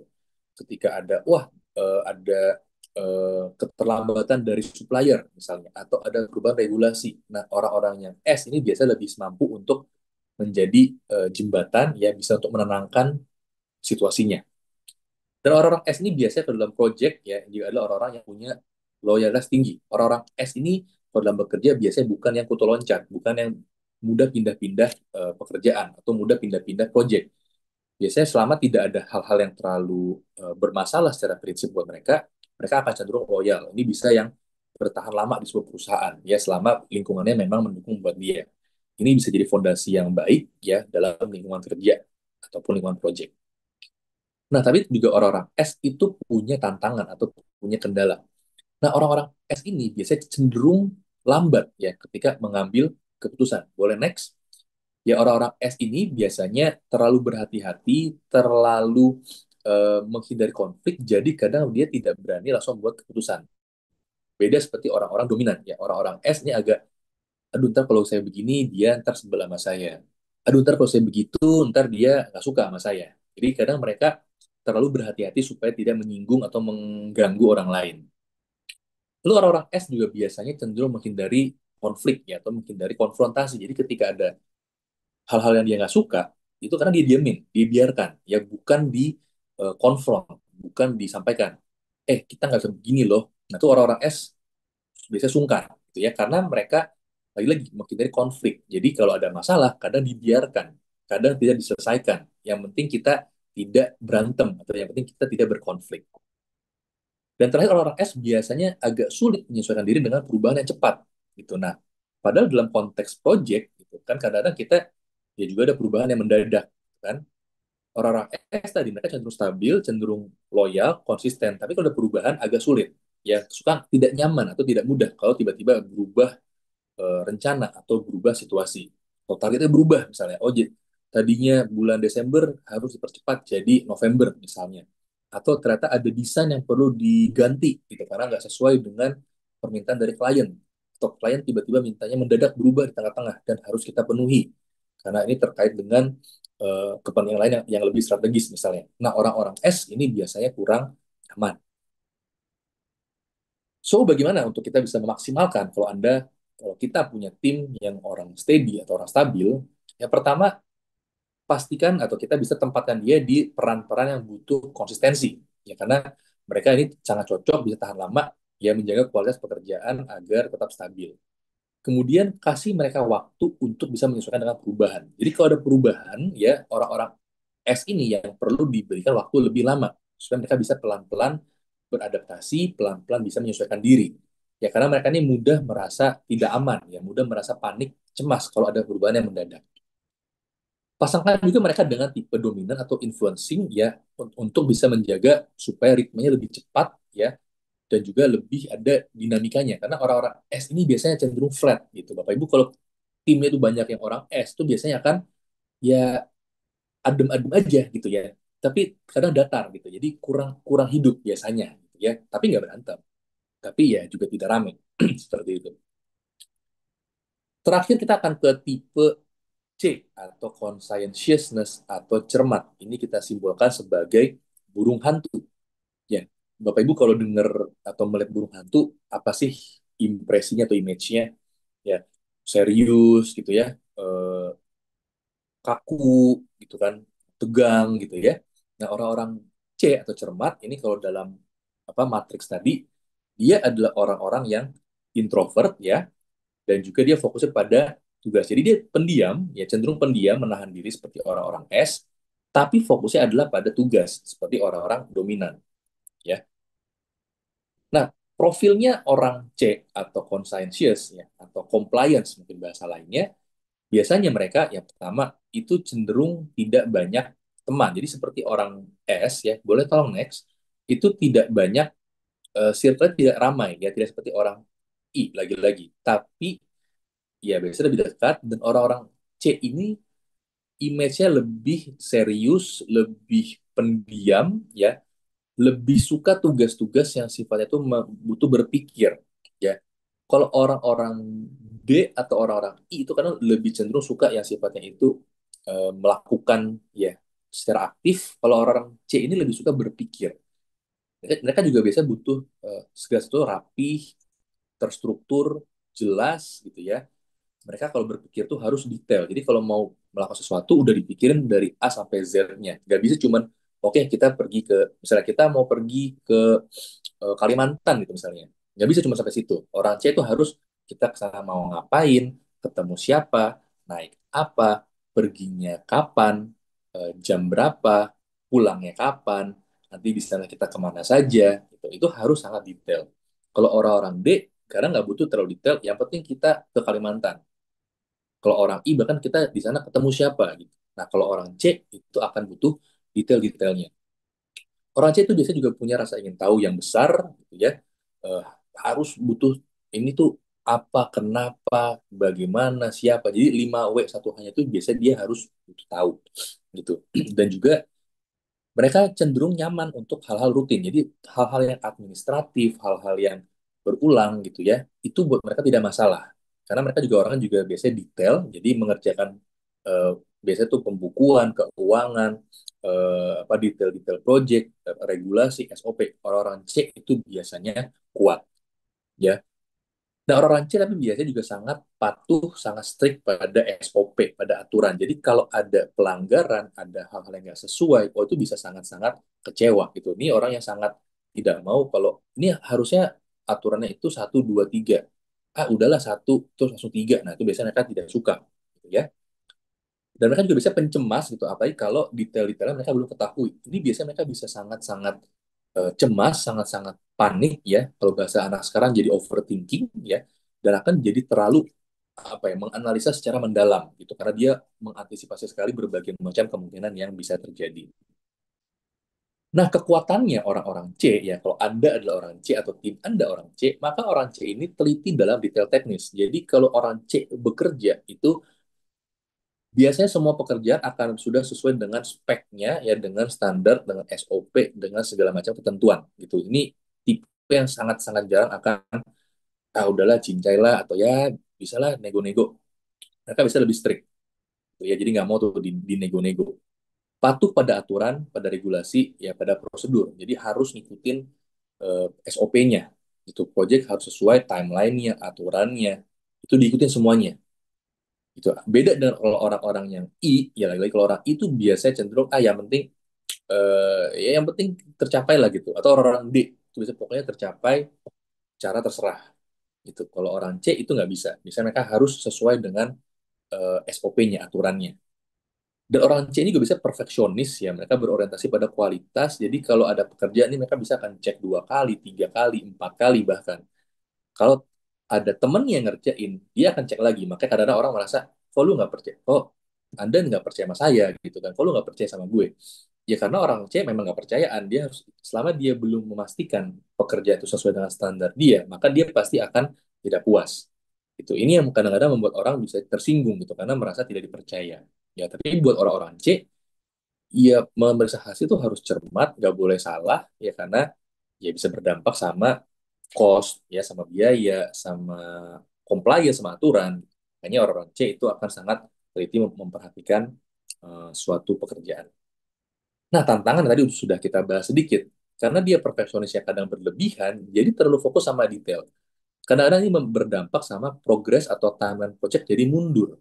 Ya, yang kadang-kadang kita tidak bisa selalu seperti itu. Itu kan kadang ya ada constraint atau ada ya budget harus cuma sekian atau waktu cuma sekian, tidak bisa mulur lagi, tidak bisa mundur lagi. Jadi orang-orang C itu akan sangat kesulitan gitu untuk bisa beradaptasi juga kadang-kadang dengan tuntutan di lapangan. Mereka juga bisa kurang fleksibel ya, jadi kadang nggak suka lah, nggak mau improvisasi gitu atau solusi-solusi yang mungkin tidak standar ya atau sesuai. Bukan berarti tidak komplain dengan aturan, tapi kadang-kadang di lapangan kan kita butuh bisa ada manuver ya, atau kita butuh ada penyesuaian, improvisasi itu selama masih sesuai dengan koridor ya K3 itu misalnya atau regulasi. Nah, orang-orang C ini biasanya nggak suka, tuh nggak mudah lah buat mereka. Lalu orang C ini juga biasanya gaya komunikasi kadang terlalu formal ya, kadang eh, terlalu kaku gitu, sehingga buat orang-orang mungkin hubungannya, aduh kok kurang cair ya. Nah, ini kan kalau di lapangan kadang-kadang bisa nggak selalu mudah ya, karena kadang orang lapangan kan mungkin butuhnya yang lebih cair gitu misalnya. Atau kalau dengan klien atau dengan vendor gitu ya butuh untuk nego atau butuh lobby-lobby, karena kalau terlalu kaku mungkin nggak semua nyaman. Jadi orang-orang C ini agak terkendala biasanya di bagian itu. Nah, bagaimana kalau Anda punya tim yang tipenya adalah tipe conscientious, ya maka satu, Anda bisa libatkan dalam pekerjaan yang memang butuh ketelitian tinggi, ya. Jadi dia akan bisa memastikan semua spesifikasi, SOP, aturan, perhitungannya, standarnya itu terpenuhi, ya. Kalau Anda minta dia untuk di posisi yang butuh untuk melobi klien, butuh untuk mempersuasi, bukan nggak bisa, ya, tapi itu bukan strength-nya, atau bukan kekuatan alaminya dia, gitu ya. Kemudian pastikan kalau kita mau memaksimalkan orang-orang C itu ya kita berikan dia data dan prosedur yang lengkap. Itu orang-orang C itu akan confident, akan percaya diri, akan mengerjakan dengan maksimal kalau mereka punya pegangannya kuat. Ada pegangan data, ada manualnya, ada prosedurnya, itu mereka akan bisa jalan dengan sangat yakin. Kalau nggak ada, nah ini mereka bisa jadi terlalu hati-hati, terlalu lambat. Kenapa? Karena mereka nggak yakin. Gitu. Mereka nggak berani bertindak kalau tidak ada rujukannya atau tidak ada pegangannya. Seperti itu. Makanya ini kalau di proyek sering sekali orang-orang C mungkin jadinya menunda-nunda gitu karena mereka tidak yakin atau nggak punya cukup data. Itu yang buat kadang suka agak bentrok dengan orang-orang yang dominan gitu ya, yang D, karena buat mereka yang buat D yang penting mah tercapai gitu. Orang C, lo ntar dulu gitu. Kita nggak bisa asal jalan. Atau orang-orang yang I, yang influencing. Ah, kebanyakan mikir mah kamu gitu kan kalau kata orang I. Lah orang C merasa, wah kamu kagak mikir sama sekali gitu. Jangan cuma asal bekerja. Ya, nah, maka orang-orang C itu bisa kita pasangkan atau kita tandemkan dengan orang-orang yang tipenya I atau tipenya S. Orang-orang I akan membantu untuk punya komunikasi yang lebih hangat, yang lebih fleksibel, ya. Dan orang-orang S itu bisa menjaga keharmonisan tim. Karena orang-orang C kadang terlalu kaku, terlalu strict, ya. Jadinya buat tim kadang kurang nyaman karena suasananya kok rasanya terlalu serius, seperti itu. Nah, terakhir dari saya, Bapak Ibu, bagi yang sudah mengisi hasilnya ya, atau sudah mengisi report assessment tadi, maka akan mendapatkan report yang dikirim ke email Anda. Kalau Anda tidak mendapatkan emailnya, silakan pertama cek di spam Anda ya. Kadang masuknya tuh ke spam. Atau mungkin Anda mengisinya keliru. Jadi Anda mungkin tadi menulis emailnya itu ada typonya gitu. Misalnya kurang apa salah huruf atau kurang titik dan sebagainya. Jadi tolong dipastikan lagi Anda mengisi dengan email yang aktif ya. Nah, di hasil ini nanti Bapak Ibu akan menerima di atas laporan itu akan ada grafik seperti yang ditampilkan di layar ini ya. Nah, grafik ini maksudnya apa? Ya, saya mungkin akan jelaskan sedikit saja secara singkat. Kalau Bapak Ibu nanti ingin berkonsultasi lebih lanjut, maka bisa menghubungi kami dari Tabula. Ya, Bapak Ibu kalau menerima hasilnya, ya ada tiga grafik seperti ini. Kenapa DISC ini tools yang powerful ya, sangat oke, karena dia bisa melihat kita tidak hanya dalam satu situasi, tapi dalam tiga situasi. Ya, situasi pertama adalah grafik satu yang paling kiri. Ini adalah kita bilang public self kita atau diri yang kita tampilkan di depan umum. Ya, biasanya ini di dalam pekerjaan. Ini diri yang kita tampilkan ke publik. Ini adalah self-nya kita. Nah, Bapak Ibu bisa lihat di sini kan ada 4 titik ya. Jadi tadi kita bahas tentang D, I, S, dan C. Itu setiap orang pada dasarnya punya keempatnya. Jadi bukan, oh saya orangnya hanya dominan, atau saya hanya orangnya yang cermat. Kita punya keempatnya, tapi dalam kadar atau dalam proporsi yang berbeda-beda. Itu. Nah, di sini kita lihat adalah proporsinya. Contoh kalau kita lihat di yang gambar tampilan ini, di yang grafik satu, maka orang ini ketika di depan umum, yang dia tampilkan adalah dia adalah orang yang sangat dominan. Gitu. Plus ada cermat yang juga tinggi. Jadi dia dominan dan cermat gitu ya. Tapi yang paling yang paling utama adalah dominannya. I dan S-nya itu rendah. Jadi dia akan tidak tampak ya sangat tidak tampak sebagai orang yang ramai, orang yang ceria, gitu, orang yang heboh itu enggak sama sekali. Ya dia akan tegas, serius gitu dan cenderung kaku gitu. Oke, jadi itu ya kita lihat titiknya tuh eh, proporsinya seperti apa. Nah, kalau kita ini grafik yang pertama yang paling kiri ini adalah grafik yang publik. Nah, yang tengah atau grafik dua ini adalah kita bilang private self kita atau profil kita ketika kita ada dalam tekanan atau under pressure, ya. Nah, kenapa ini penting? Karena kadang-kadang orang bisa berbeda apa yang ditampilkan di umum, di publik, dengan ketika dia ada dalam tekanan. Jadi ini kita bisa lihat pergerakannya, apakah berbeda. Contoh dalam case yang ditampilkan di layar ini, artinya orang ini ketika dia lagi depan umum itu dominan dan cermat. Tapi ketika dia under pressure atau dalam tekanan, sama, tetap dominan dan cermat, tapi stabilnya naik. Jadi dia mungkin akan lebih menghindari konflik. Mungkin akan jadi lebih sedikit eh, lebih lemah lembut gitu. Jadi muncul sisi lemah lembutnya, sisi stabilnya gitu ya ketika dia dalam tekanan. Lalu terakhir yang paling kanan ini adalah kita sebut perceived self atau real self ya. Jadi ini adalah diri kita yang sebenarnya gitu. Grafik tiga adalah diri kita yang sebenarnya. Nah ini kita juga bisa lihat pergerakan dari publik under pressure dengan diri kita. Gitu. Apakah ada perbedaan? Nah kalau kita lihat yang gambar ini sebetulnya cenderung konsisten ya, cenderung sama. Jadi mau dia depan umum, mau dia dalam tekanan, dan emang diri dia sesungguhnya ya seperti ini orangnya. Orang yang dominan dan orang yang cermat. Coba kita lihat gambar berikutnya. Nah, ini ada contoh lain ya. Contoh yang orang itu mengalami fluktuasi. Nah, kita lihat di sini. Grafiknya cukup bergerak ya. Dari dia di tempat umum akan menampilkan diri sebagai orang yang cermat, orang yang serius, orang yang mungkin agak kaku. Tapi ketika dia ada dalam tekanan, ya mungkin ada banyak deadline, ada banyak kendala, ada banyak masalah gitu kan, mungkin tekanan budget dan sebagainya, cermatnya turun, ya influence-nya naik. Jadi ketika dia under pressure, mungkin orangnya malah jadi lebih rame. Jadi mungkin lebih sering pergi-pergi, lebih sering bergaul, lebih sering nongkrong, gitu ya. Karena dia bergeser. Tadinya dia bukan tidak punya sisi itu, tapi lebih rendah. Ketika under pressure, jadinya keluar, gitu. Dan kita lihat, tapi diri dia sesungguhnya, sebenarnya dia memang punya punya sisi influencing tadi. Jadi sisi ramainya memang ada, gitu ya. Tapi memang dia dasarnya cenderung cermat, cenderung C gitu. Dan memang S-nya selalu rendah. Jadi ya dia memang bukan orang yang tidak enakan. Ini bukan orang yang akan menjaga keharmonisan. Orang yang akan cermat, tapi bisa tiba-tiba jadi ramai kalau lagi under pressure. Kira-kira seperti itu, Bapak dan Ibu, teman-teman. So, saya mau mengakhirinya, menutup bagian ini dengan saya mau ingatkan sekali lagi bahwa setelah mempelajari ini semua, ya, itu kita bisa lebih aware, lebih menyadari, oh saya ini selama ini seperti itu karena saya ternyata orang yang dominan, gitu ya. Dan oh ternyata saya selama ini kalau dengan teman kerja saya ini, gitu misalnya, oh ternyata saya dengan Mbak Ulan gitu, misalnya, oh ternyata kita bisa cocok gitu karena ternyata saya orang yang dominan, ternyata dia orang yang cermat misalnya, jadi sama-sama fokus pada tujuan misalnya. Atau oh, kita sama-sama fokusnya pada hubungan. Jadi misalnya saya orang yang S, Mbak Ulan orang yang I, jadi kita bisa cukup nyambung gitu.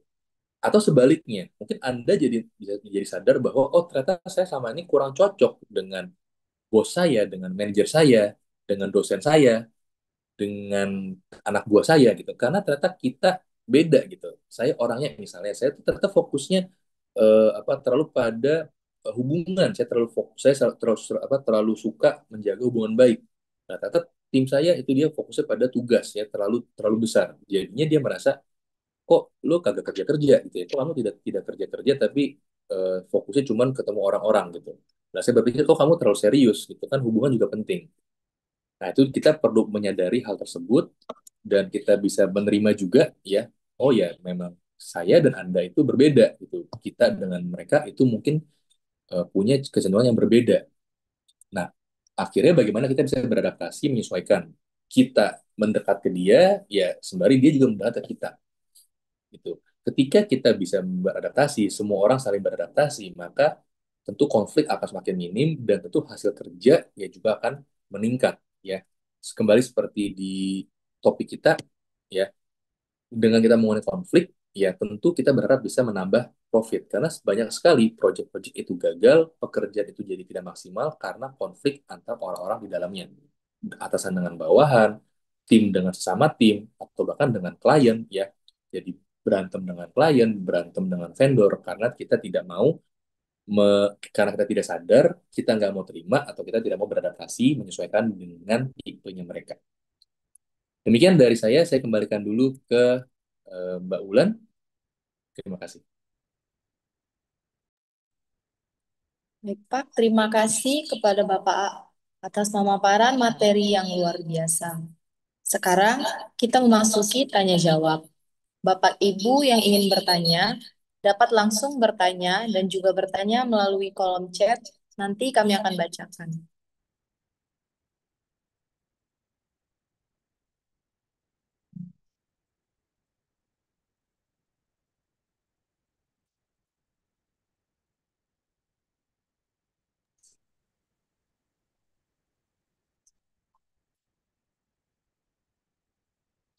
Mbak Angel mungkin boleh di share screen saat yang terakhirnya. Jadi Bapak dan Ibu, teman-teman nanti kalau misalnya sekarang mungkin belum terpikir pertanyaan gitu ya, atau belum kondusif, nanti bisa menghubungi kami dari Tabula, bisa menghubungi kami lewat DM di Instagram, atau mau hubungi lewat email, atau mungkin kalau ada yang mau WhatsApp, mungkin Mbak Angel boleh tolong kirimkan WhatsApp ini ya, WhatsApp admin Tabula di kolom chat. Jadi nanti Bapak Ibu, teman-teman bisa kontak, bisa diskusi, bisa misal ada kebutuhan, saya butuh dong untuk tim saya di mapping gitu ya, bisa di assess, dilihat profil timnya untuk dianalisa, itu nanti bisa menghubungi kami juga ya. Link tadi, link tesnya yang sudah kami berikan itu juga silakan kalau Bapak dan Ibu mau share ke timnya, mau minta mereka mengisi, nanti dapat hasilnya. Kalau nanti Bapak Ibu ingin kita bacakan ya, ingin kita analisa, nanti sangat boleh bisa hubungi kami. Itu bisa hubungi kami di nomor admin atau lewat email juga silakan ya. Boleh juga mungkin follow sosial media kami di tabula.id ya, ada di Instagram, di LinkedIn, di Facebook, ataupun juga di TikTok. Jadi bisa di follow. Kami juga sering berbagi konten-konten seputar psikologi, seputar pengembangan diri, pengembangan SDM di sosmed kami. Seperti itu.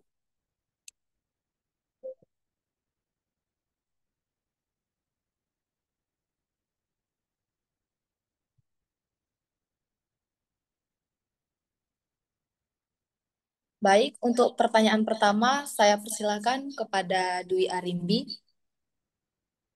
Baik, terima kasih. Izin bertanya, Bapak. Jika kita sudah mengisi, terus kan hasilnya akan dikirimkan melalui email. Apabila ketika kita membaca hasilnya, terus kita kurang paham, apa kita bisa menanyakan penjelasannya lebih lanjut ke admin atau bagaimana ya, Pak? Ya, boleh nanti kalau misalnya Bapak Ibu atau teman-teman di sini ada yang mengisi, kemudian merasa, oh kok saya masih agak kurang paham, nanti itu bisa menghubungi kami, boleh kontak ke admin atau kirim email ke kami. Tuh. Nanti semisal Bapak Ibu teman-teman di sini mungkin ada yang bahkan mau mengadakan, boleh nggak nih misalnya untuk di instansinya atau di organisasinya atau di komunitasnya mau mengadakan sesi seperti ini, karena kadang-kadang mungkin juga lebih apa lebih mudah ya atau lebih nyaman kalau kita adakan untuk satu kelompok gitu, entah itu kita bisa lakukan secara offline atau memang online, tapi lebih apa mungkin lebih ini ya sifatnya workshop gitu, itu juga bisa seperti itu. Baik, Bapak. Terima kasih. Terima kasih.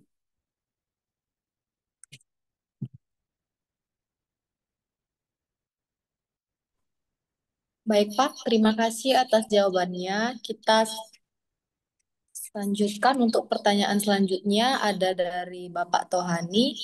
Pertanyaannya, izin bertanya, gimana cara membaca grafik secara detail pada grafik tabula untuk tahu karakter kita sendiri? Pada Bapak Arnold, boleh dibantu untuk menjawab? Oke, baik, terima kasih pertanyaannya. Mbak Angel boleh ke dua slide sebelum ini. Ya, tadi mungkin saya sudah jelaskan sedikit ya, Bapak Ibu teman-teman. Jadi mungkin kalau apa butuh melihat lagi bisa melihat di ini ya di rekaman webinarnya. Jadi untuk grafik itu intinya kita ada tiga. Jadi grafik satu itu adalah apa yang kita tampilkan di publik atau di umum. Grafik dua itu adalah kita seperti apa ketika ada di bawah tekanan atau ada dalam pressure gitu ya. Dan yang ketiga itu adalah ya diri kita yang memang sesungguhnya seperti itu. Kemudian kita lihat juga dari aspek D, I, S, dan C-nya itu bagaimana komposisinya gitu.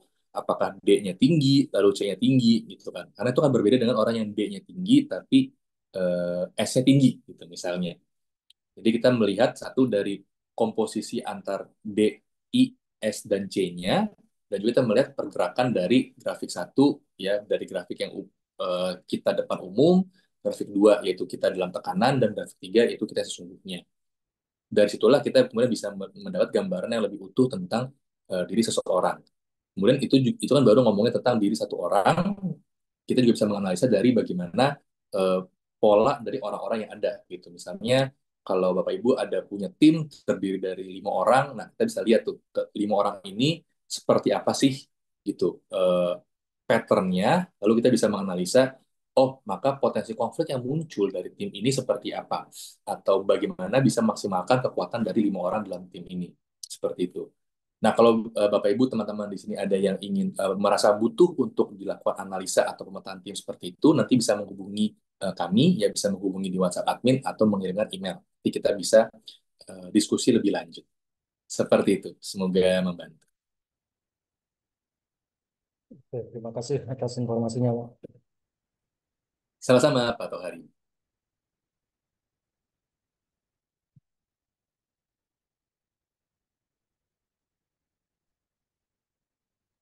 Oh iya, mau bertanya lagi bisa, Pak?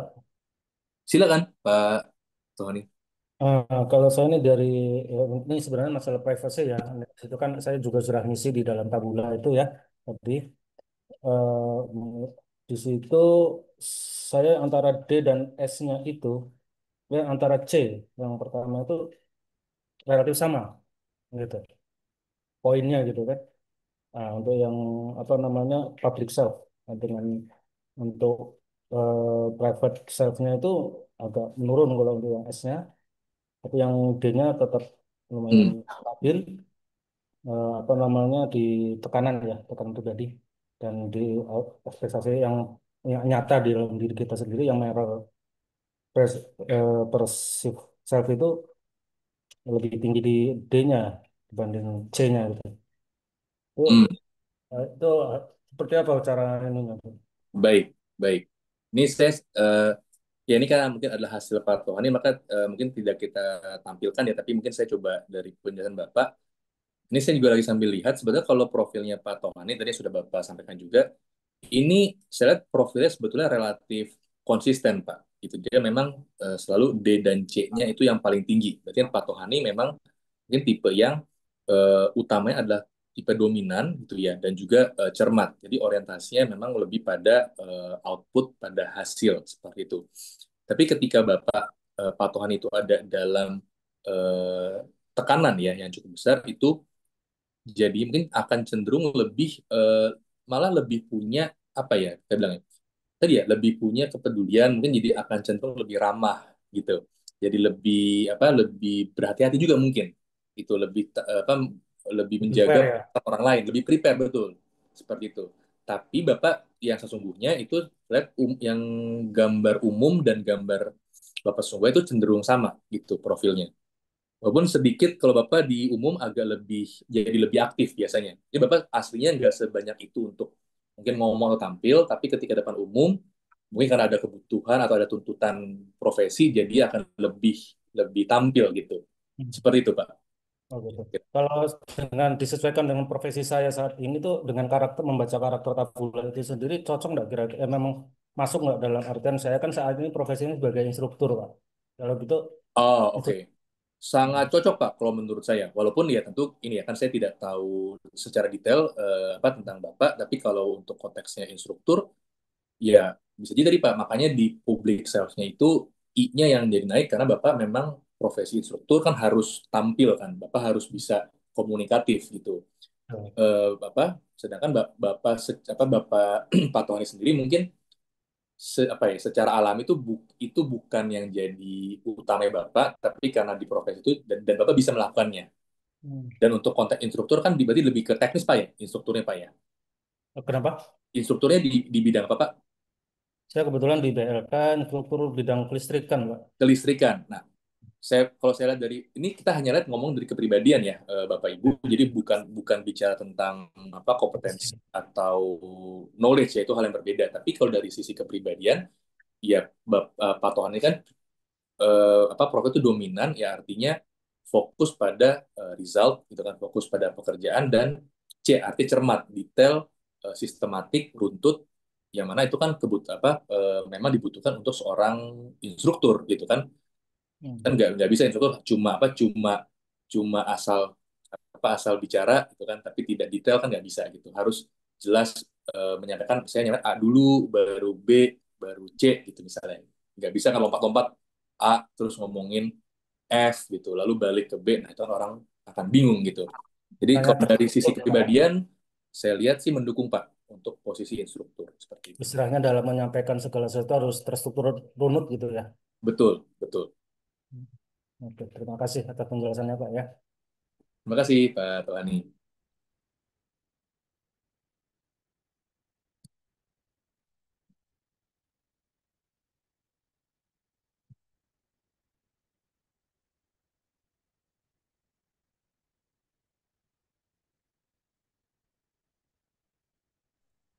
Baiklah, kita berikan kesempatan untuk satu pertanyaan lagi.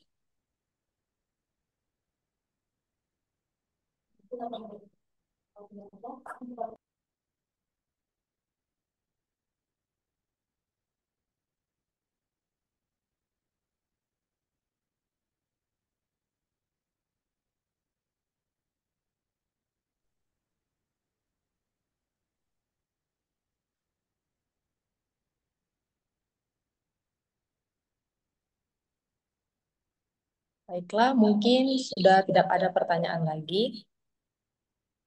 Baik, Bapak, Ibu, dan teman-teman, kita akhiri sesi tanya jawab sampai di sini.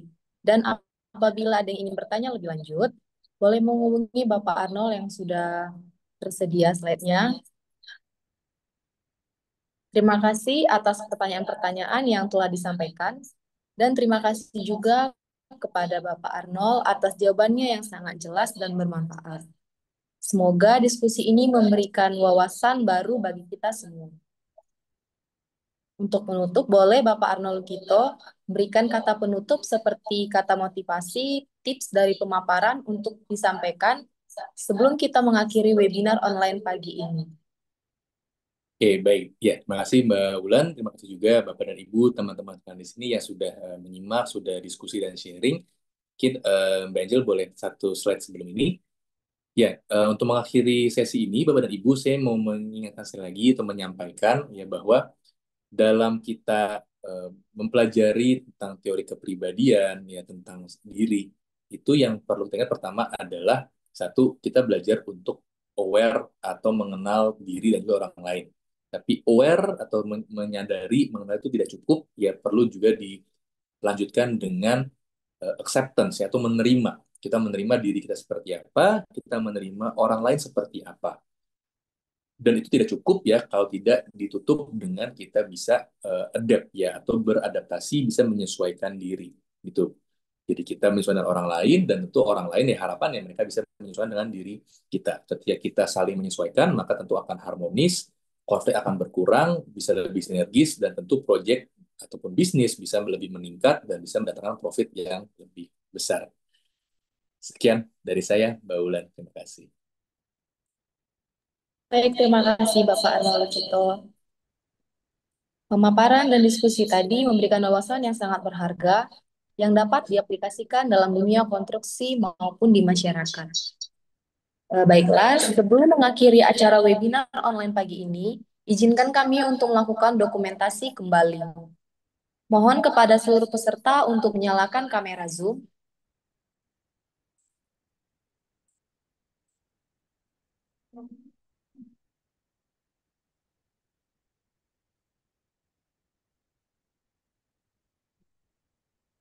Pada hitungan ketiga, admin akan mengambil screenshot untuk setiap slide.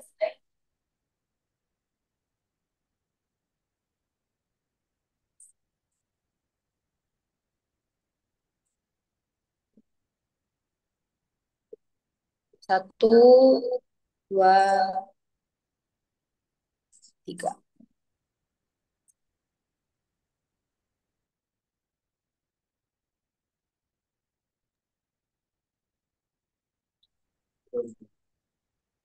Baiklah, terima kasih. Kami infokan kembali bahwa untuk video webinar secara utuh dapat ditonton dari YouTube Apeknas DPN. Kepada seluruh peserta, jangan lupa untuk di-subscribe ya. Dan untuk sertifikat dan materi akan kami kirimkan melalui email ketika Bapak Ibu telah mengisi daftar hadir kembali di hari H yang sudah kami kirimkan dalam kolom chat. Dan juga kami Apeknas sudah mempunyai channel WhatsApp, jadi mohon dapat follow channel Apeknas di WhatsApp, di mana kami akan mengirimkan update terbaru seputar dunia konstruksi, seminar dan webinar, peluang bisnis, regulasi, dan event terkini. Terakhir, kami ingin mengucapkan terima kasih kepada para narasumber serta semua peserta yang telah dengan perhatian mengikuti acara ini dari awal hingga akhir. Saya atas nama panitia juga ingin menyampaikan permohonan maaf jika ada kesalahan selama pelaksanaan webinar ini berlangsung. Akhir kata, wassalamualaikum warahmatullahi wabarakatuh.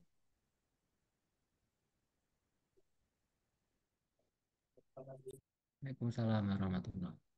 Assalamualaikum warahmatullahi wabarakatuh. Selamat siang. Terima kasih.